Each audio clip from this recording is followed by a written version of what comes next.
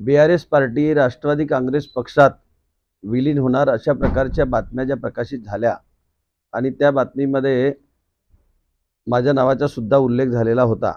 त्या अनुषंगाने वारंवार मला विचारणा आमच्या समर्थकांकडून होत होती।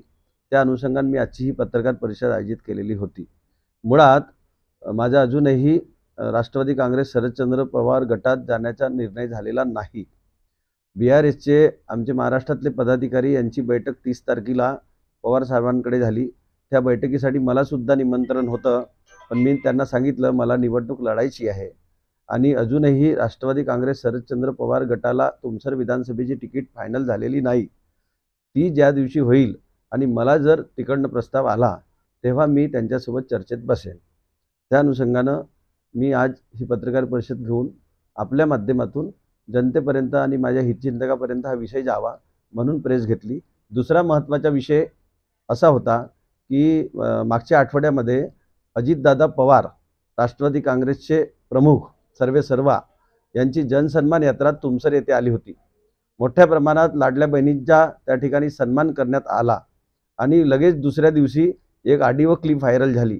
तुमसर नगर परिषदेच्या CO सौ करिश्मा वैद्य यांना म्हणजे निपटवून टाकण्याची भाषा वापरणारी क्लिप ही जेव्हा सोशल मीडियाच्या माध्यमातून आणि इलेक्ट्रॉनिक मीडियाच्या माध्यमातून मी ऐकली तेव्हा मला आदरणीय देवेंद्रजी फडणवीस या राज्याचे गृहमंत्री त्यांच्या पारदर्शक कारभार असल्याचा जो दावा त्यांनी गृहमंत्री झाल्यानंतर केला होता, मला आठवते जेव्हा मी आमदार होतो तेव्हा सुद्धा ते मुख्यमंत्री असताना त्यांच्याकडे गृह खाता होता आणि माझ्यावर विनयभंगाचा खोटा गुन्हा जेव्हा एका महिला पोलीस अधिकाऱ्यांनी नोंदवला होता, कुठल्याही प्रकारची माझ्या विरोधात ऑडिओ क्लिप नव्हती, कुठल्याही प्रकारची व्हिडिओ क्लिप नव्हती, कोणाचाही माझ्या विरोधात बयान नव्हता, कोर्टाने मला त्या प्रकरणात बाइज्जत बरी केलं।